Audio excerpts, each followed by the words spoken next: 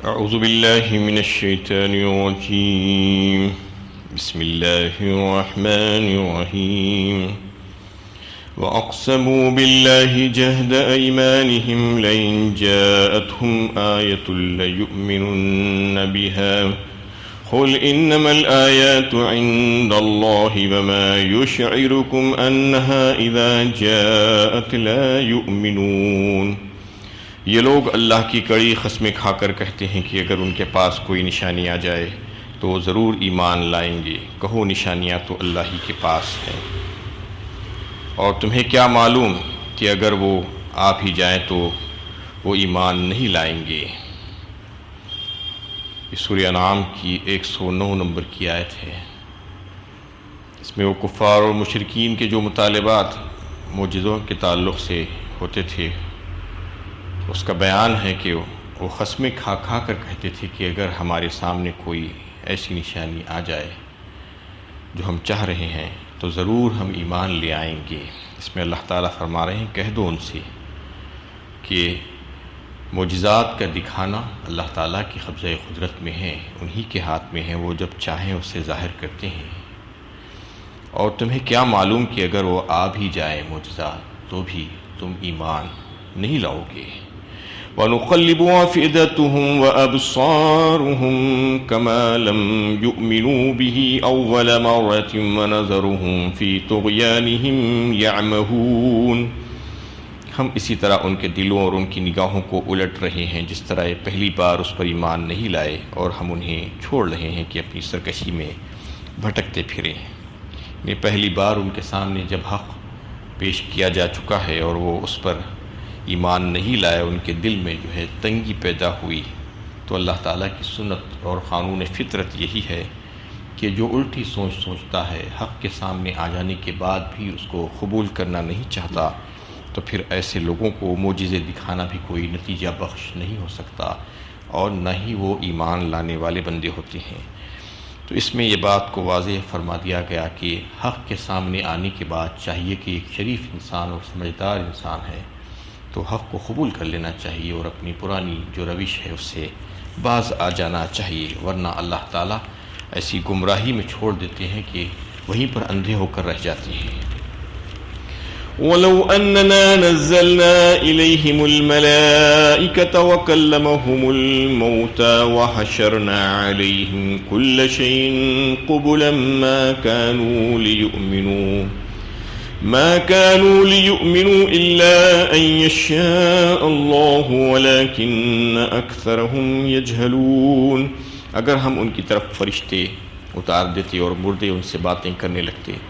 ان کے سامنے ساری چیزیں جمع کر دیتے، تبھی یہ ایمان لانے والے نہ تھے، الا یہ کہ اللہ ہی کی مشیت ہو، مگر اکثر لوگ جہالت کی باتیں کرتے ہیں. یہ جو معجزات کا مطالبہ وہ لوگ بار بار نبی صلی اللہ علیہ وسلم سے کرتے تھے، مختلف قسم کے فرمائشی معجزات، اس پر اللہ تعالیٰ ان کو جواب دے رہے ہیں کہ یہ جو ہے ہدایت کے قبول کرنے کی غرض سے معجزہ طلب نہیں کر رہے ہیں، ان کی پسند یہ نہیں ہے، ان کی مرضی یہ نہیں ہے، بلکہ صرف دیکھنا چاہتے ہیں کہ معجزہ دکھا سکتے ہیں یا نہیں دکھا سکتے ہیں. اللہ تعالیٰ فرماتے ہیں کہ ان کے سامنے ساری چیزوں کو بھی اگر ہم جمع کر دیں اور ساری کی ساری چیزیں آ کر بھی جو ہے ان کے سامنے یہ کہہ دیں کہ رسولوں کا سلسلہ برحق ہے، تو بھی وہ قبول کرنے والے نہیں ہیں. اس میں سے چند ایک کا تذکرہ اللہ تعالیٰ نے یہاں پر فرمایا کہ اگر فرشتے بھی آ جائیں ان کے سامنے اور آ کر کہیں کہ یہ رسول اللہ تعالیٰ ہی کی طرف سے مقرر کردہ ہے اور ان پر ایمان لاؤ، یا ان کے مرے ہوئے جو لوگ ہیں جو آباء و اجداد مردے کلمہم الموتى آ کر ان سے بات کرنا شروع کر دیں اور ان کو بتا دیں وہاں کی احوال، یا اور کوئی بھی چیز جو زمین کے درمیان، زمین و آسمان کے درمیان ہے، اللہ تعالیٰ کی جو موجودات ہیں، وہ بھی اگر جو ہے اس کے بارے میں گواہی دے دیں تو بھی یہ لوگ ایمان لانے والے نہیں ہیں، سوائے اس کے کہ اللہ تعالیٰ جس کے لیے چاہے. الا ان یشاء اللہ ولکن اکثرهم یجہلون. یہ تو بڑے بڑے معجزات کا مطالبہ کرتے تھے کہ جیسا کہ موسیٰ علیہ السلام کو جو معجزہ دیا گیا تھا ویسا معجزہ ہمیں بھی دیا جانا چاہیے، اور عیسیٰ علیہ السلام کو جو احیاء موتیٰ کا جو ہے مردوں کو زندہ کرنے کا جو معجزہ تھا وہ عطا کرنا چاہیے۔ موسیٰ علیہ السلام کو جو عصا کہ جو سانپ بن جانے کا معجزہ ہے ویسا معجزہ ہم کو دیا جانا چاہیے۔ یا صالح علیہ السلام کو ان کی قوم کے لیے جو ہے بتانے کے لیے اونٹنی کو ایک پتھر کی چٹان سے اللہ تعالیٰ نے نکال کر دکھا دیا تھا ویسا معجزہ۔ یا بعض روایتوں میں یہ بھی ہے کہ انہوں نے یہ بھی مطالبہ کر دیا تھا کہ یہ کوہ صفا جو ہے اس کو پورے کا پورا جو ہے سونے کا بنا دیا جائے۔ تو جبرائیل علیہ السلام حاضر ہوئے اور اللہ کا حکم لے کر یہ بتایا گیا کہ یہ ان کو معجزہ دکھلا دینے کے بعد بھی یہ ایمان لانے والے نہیں ہیں، لہذا ان کو ہلاک کر دیا جائے گا اگر ایمان نہیں لائیں گے۔ تو اس پر آپ صلی اللہ علیہ وسلم نے اس کو منع کر دیا۔ تو اس قسم کی یہ جاہلانہ گفتگو کرتے ہیں۔ اللہ تعالیٰ یہ بتا رہے ہیں کہ یہ ایمان لانا نہیں چاہتے اور ان کو جو ہے ہدایت حاصل کرنے کی غرض سے یہ نہیں پوچھ رہے ہیں بلکہ کوئی اور وجہ ہے۔ وَكَذَلِكَ جَعَلْنَا لِكُلِّ نَبِيٍّ عَدُوًّا شَيَاطِينَ الْإِنسِ وَالْجِنِّ يُوحِي بَعْضُهُمْ إِلَى بَعْضٍ زُخْرُفَ الْقَوْلِ غُرُورًا وَلَوْ شَاءَ رَبُّكَ مَا فَعَلُوهُ فَذَرْهُمْ وَمَا يَفْتَرُونَ۔ اور اسی طرح ہم نے انسانوں اور جنوں میں سے شیطانوں کو ہر نبی کا دشمن بنایا ہے جو فریب دینے کے لیے ایک دوسرے کے دل میں کچھ نما باتیں ڈالتے ہیں۔ اگر تمہارا رب چاہتا تو ایسا نہ کر پاتے، لہٰذا تم انہیں چھوڑ دو کہ افطرا پروازیاں کرتے پھریں۔ اس میں اللہ کے نبی صلی اللہ علیہ وسلم کی تسلی ہے کہ جو حق کی مخالفت جو لوگ کر رہے تھے اس کے تعلق سے فرمایا گیا کہ یہ شروع سے ہوتا آیا ہے اور یہ کوئی نئی بات نہیں ہے۔ سارے انبیاء کرام کی مخالفت کی گئی اور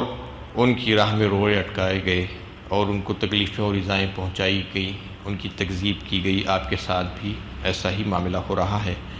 وہ حضرات نے ان تمام تکالیف اور ایذاؤں پر صبر اور حوصلے سے کام لیا اور اپنا کام جاری رکھا۔ آپ کے لیے بھی یہی ہدایت ہے کہ آپ بھی اپنا کام جاری رکھیں، آپ کی مدد کی جائے گی۔ اِنَّا لَنَنصُرُ رُسُلُنَا وَالَّذِينَ آمَنُوا فِي الْحَيَاةِ الدُّنْيَا وَيَوْمَ يَقُومُ الْأَشْهَادُ فرمایا اللہ تعالیٰ نے سورہ مومن 24ویں پارے میں، بے شک ہم جو ہے ہمارے رسولوں کی مدد کرتے ہیں اس دنیا میں بھی اور جو ہے اس دن بھی جس دن گواہ کھڑے ہوں گے۔ کتب اللہ لأغلبن انا ورسلی فرمایا سورہ مجادلہ میں 28ویں پارے میں، یعنی ہم نے اپنے اوپر فرض کر لیا ہے ہم اور ہمارے رسول ہی غالب آئیں گے۔ تو اس طریقے سے یہ وعدے کر دیے گئے نبیوں سے اور نبی صلی اللہ علیہ وسلم سے کہ آپ اس کی فکر مت کریں بلکہ حوصلے سے کام لیں اور صبر و استقام کا مظاہرہ کرتے ہوئے اپنے کام کو جاری رکھیں۔ یہ جو ہے جو شیاطین جو انسانوں میں سے بھی اور جنوں میں سے بھی ہیں یہ سرکش باغی ہیں، یہ مردود ہیں اور یہ متکبر ہیں۔ یہ تو یہ چاہتے ہیں کہ ہمیں حق کی آواز کو دبا دیں اور اس سلسلے میں یہ جتنی کوششیں کر سکتے ہیں وہ کوششیں کرتے رہتے ہیں جو انسانوں میں سے اور جنوں میں سے ہوتے ہیں، جیسا کہ سورہ ناس میں اللہ تعالیٰ نے فرمایا من الجنۃ والناس۔ شیطان صرف جنوں میں سے ہی نہیں ہوتا ہے بلکہ انسانوں کو بھی وہ جو ہے اپنے ساتھ لے لیتا ہے، اپنے گروہ میں شامل کرتا ہے، تو وہ بھی ایسے ہی شیطانی کام کرنے لگتے ہیں۔ تو اس میں اللہ تعالیٰ کا یہ فرمان ہے کہ شیطانوں کو ہم نے جو ہے اجازت دے کر رکھی ہے۔ انہوں نے مہلت مانگی تھی، قال ربی فانظرنی الی یوم یبعثون کہہ کر، تو اللہ تعالیٰ نے ان کو اجازت دی، ایک مہلت عمر جو ہے ان کو دی گئی، ایک موقع ان کو دیا گیا کہ وہ جو ہے اس موقع کے جو ہے استفادہ کرتے ہوئے انسانوں کو بھٹکاتے ہیں۔ تو ایسا نہیں ہے کہ اللہ تعالیٰ کو قدرت نہیں ہے کہ وہ ان کی جو چال بازیاں ہیں اس کو روک سکے، ان کی ہتھ کنڈوں کو اللہ تعالیٰ روک سکتے ہیں، اس پر قادر ہیں، لیکن اللہ تعالیٰ اس کو روکنا نہیں چاہتے، اس لیے کہ اس دنیا میں اللہ تعالیٰ نے جو نظام قائم کیا ہے وہ آزمائشی نظام ہے۔ آزمائشی نظام کے لیے خیر اور شر دونوں کا ساتھ ساتھ چلنا ضروری تھا، کیونکہ اگر صرف خیر ہی ہوتا شر نہیں ہوتا تو پھر آزمائش کہاں سے ہوتی؟ سب لوگوں کو ایک ہی طریقے پر جمع کر دیا جاتا، جیسا کہ اس سے پہلے بھی کئی ایک آیتوں میں آپ یہ بات جو ہے سن چکے ہیں کہ اللہ تعالیٰ نہیں چاہتے کہ زبردستی کسی کو منوا لیں، زبردستی کسی کو ایک طریقے پر ڈال دیں، زبردستی اللہ کی توحید کا قائل بنا دیں۔ بلکہ اللہ تعالیٰ تو چاہتے ہیں کہ انہیں آزادی دے دی جائے ارادے اور اختیار کی، تاکہ وہ سوچ سمجھ کر فیصلہ کریں اپنے لیے، جو اچھا فیصلہ ہے وہ کریں، جو ساری باتیں ان کے سامنے واضح ہو چکی ہیں، خیر اور شر کی راہیں ان کے سامنے کھول دی گئی ہیں، تو وہ اپنے اختیارات کا استعمال کرتے ہوئے صحیح طرز عمل اختیار کریں، یہ اللہ تعالیٰ کی پسند ہے۔ تو اس میں اللہ کے نبی صلی اللہ علیہ وسلم کی جو ہے تسلی کی گئی ہے کہ آپ اس کی فکر مت کریں، کیونکہ ان کو جو ہے اللہ تعالیٰ نے موقع عطا فرمایا ہے، وہ موقع سے فائدہ اٹھاتے ہوئے جو ہے یہ کام کر رہے ہیں۔ اور یہ دیکھا جاتا ہے دنیا میں کہ جو برائی کے جو کام ہوتے ہیں، جو گناہ کے جو کام ہوتے ہیں، اس کو بڑی تیزی کے ساتھ فروغ دے دیا جاتا ہے۔ یہ شیطان اور اس کے چیلے چاٹے ہوتے ہیں جو گناہ اور برائی کے کاموں کو بہت تیزی سے پھیلا دیتے ہیں۔ اس کے برخلاف اگر آپ نیکی کے کاموں کو دیکھیں تو بہت آہستہ سے چلتے رہتا ہے، وہ کہیں کہیں پر دبا ہوا نظر آتا ہے حق، لیکن آہستہ آہستہ اللہ تعالیٰ حق کو جو ہے باطل پر بھاری کر دیتے ہیں، غالب کر دیتے ہیں، لیکن شروع میں حق دبا ہوا نظر آتا ہے۔ ایسا ہی جو ہے برائیوں کو یہ شیاطین لے کر تیزی سے اڑتے ہیں اور ساری دنیا میں پھیلا دیتے ہیں، اور گناہوں کا طرف لوگ اس طریقے سے مائل ہو جاتے ہیں، اس کو مزین کر کے وہ دکھاتے ہیں تیزی کے ساتھ۔ تو اس میں اللہ تعالیٰ نے یہ بات واضح فرما دی کہ اگر اللہ تعالیٰ چاہتے تو ان کو اس بات سے روک دیتے، لیکن اللہ تعالیٰ نے ایسا کرنا مناسب نہیں سمجھا، بلکہ ان کو جو مہلت دی گئی تھی وہ مہلت سے استفادہ کر رہے ہیں اور وہ اپنا کام کر رہے ہیں۔ اللہ تعالیٰ بھی جو ہے اپنی پلاننگ کیے ہوئے ہیں اور ان کو موقع دے دیا گیا ہے۔ وَلِتَصْغَىٰ إِلَيْهِ أَفْئِدَةُ الَّذِينَ لَا يُؤْمِنُونَ بِالْآخِرَةِ وَلِيَرْضَوْهُ وَلِيَخْتَرِفُوا مَا هُمْ مُخْتَرِفُونَ، اور انہیں یہ ڈھیل دی جا رہی ہے تاکہ جو لوگ آخرت پر ایمان نہیں رکھتے ان کے دل اس کی طرف مائل ہو اور اس کو پسند کریں، جو کمائی انہیں کرنا ہے کر لے۔ اس میں جو ہے اللہ تعالیٰ یہ فرما رہے ہیں کہ وہ لوگوں کو اس سے مہلت دے دی گئی ہے، وہ شیاطین بھی، ان کے ساتھی چیلیں چاٹے بھی، اور جو لوگ اس کی طرف مائل ہونا چاہتے ہیں، جو لوگ آخرت پر یقین نہیں رکھتے، انہیں حساب و کتاب کے تعلق سے ان کے دل میں یقین نہیں پیدا ہوا ہے، جزا و سزا کے تعلق سے وہ نہیں سوچتے، اور انہی لوگوں کے ساتھ جو ہے چلنا چاہتے ہیں، اس کو پسند کرتے ہیں، تو پھر اللہ تعالیٰ انہی کی طرف ان کو ڈال دیتے ہیں۔ کیونکہ جو آخرت کی فکر نہیں رکھتا وہ گناہوں کے دلدل میں پھنس جاتا ہے، جو آخرت سے دور ہو جاتا ہے، اپنی فکروں کو جو ہے بھلا بیٹھتا ہے، تو پھر یقیناً شیطان کے چنگل میں وہ پھنستا ہے۔ اس میں اللہ تعالیٰ نے اسی بات کی طرف اشارہ کیا، اور سورہ نحل 14ویں پارے میں بھی بتایا گیا، انما سلطانہ علی الذین یتولونہ والذین ہم بہ مشرکون، یعنی شیطان کا زور کس پر چلتا ہے؟ اللہ تعالیٰ بتا رہے ہیں کہ انہی پر چلتا ہے جو اللہ تعالیٰ سے منہ موڑتے ہیں، ایمان نہیں لانا چاہتے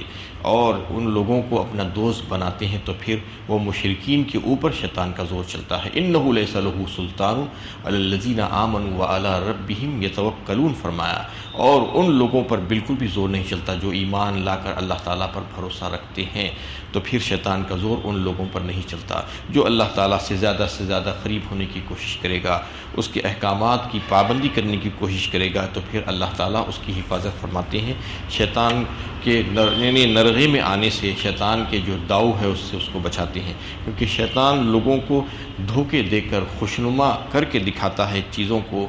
اور ان کے دل میں وسوسے ڈالتا ہے اور ان کو دل فریب انداز میں چیزوں کو دکھاتا ہے، یہ کہہ کر کہ یہ بہت اچھے کام ہیں، یعنی زخرف القول، خوشنما بات سے مراد وہ چھوٹی باتیں جو ہے ان کو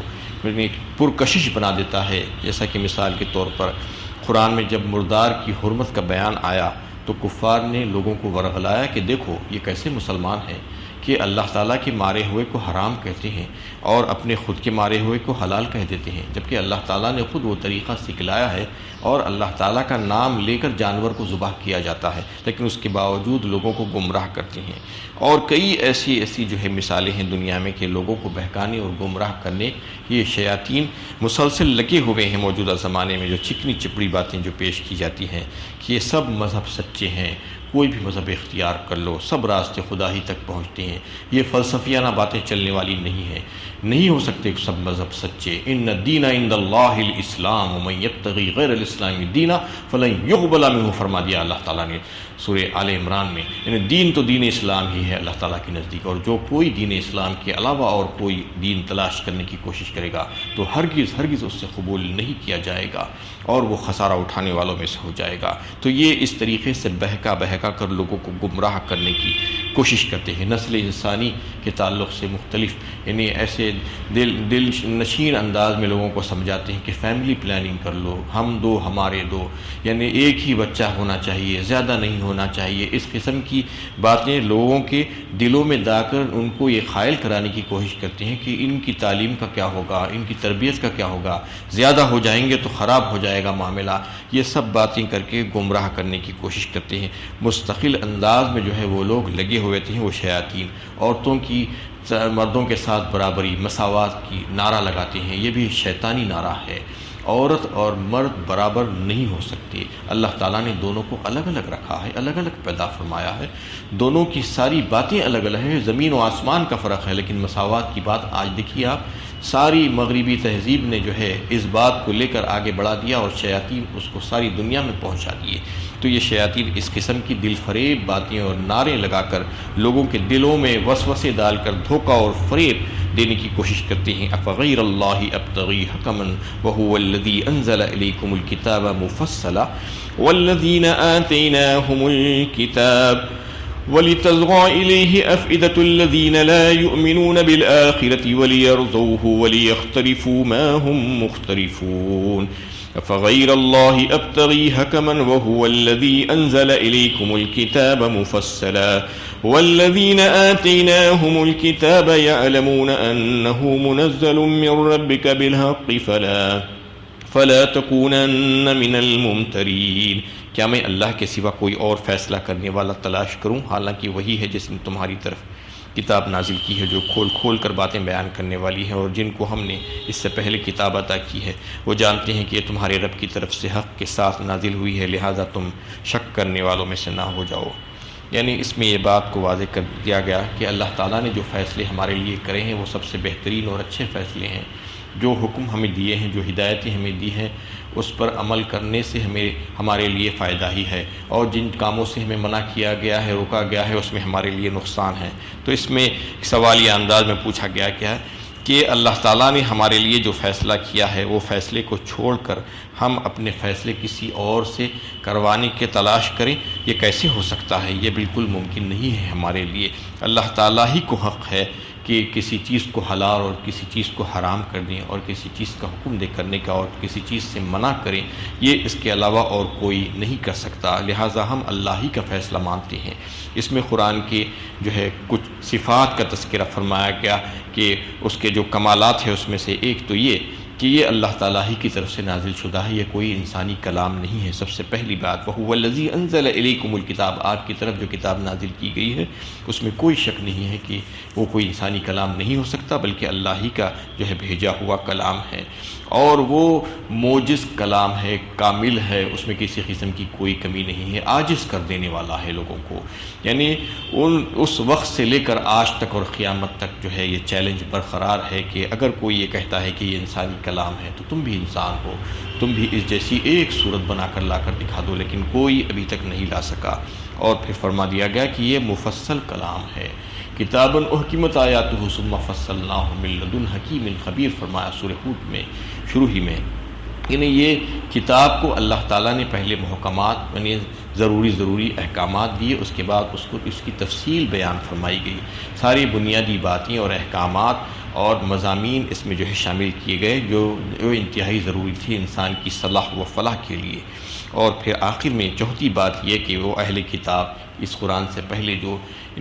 جو لوگ تھے جن پر کتاب نازل کی گئی تھی، یہود و نصارہ، جو بہت اچھی طریقے سے جانتے ہیں کہ یہ کتاب اللہ تعالیٰ ہی کی طرف سے نازل شدہ ہے، کیونکہ اس سے پہلے ان کے پاس کی کتابوں میں یہ پیشین گوئیاں آ چکی تھی، اس قرآن کے تعلق سے بھی اور اللہ کے نبی صلی اللہ علیہ وسلم کے تعلق سے بھی ساری تفصیلات ان کے پاس تھی، اور ان کو کسی قسم کا کوئی شک نہیں تھا، اور اس میں سے جو اچھے حضرات تھے انہوں نے اس بات کو پیش بھی کر دیا لوگوں کے سامنے۔ اور پھر آخر میں یہ بات واضح کر دی گئی کہ فلا تکونن من الممترین، تم شک کرنے والوں میں سے نہیں ہونا۔ اللہ کے نبی صلی اللہ علیہ وسلم نے تو کبھی بھی شک نہیں کیا تھا، امت کو بتانا ہے اور دیگر لوگوں کو اس میں سمجھانا ہے کہ ان تمام باتوں کے جاننے کے بعد تم کبھی بھی ان چیزوں میں شک نہیں کرنا۔ وآخر دعوانا ان الحمد للہ رب العالمین۔